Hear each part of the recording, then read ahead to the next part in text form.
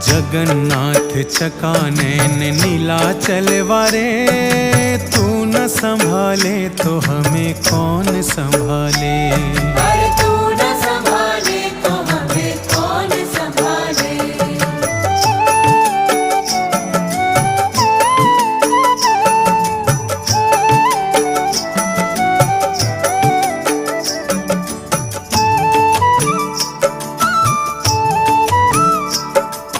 तुम ही सबके भाई बंधु मित्र सखा हो, तुम ही सबके भाई बंधु मित्र सखा हो।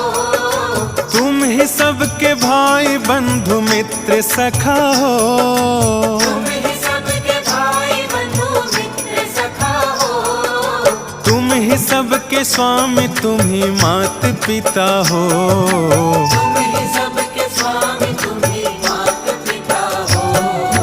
जगन्नाथ चकानैन नीलाचल वारे,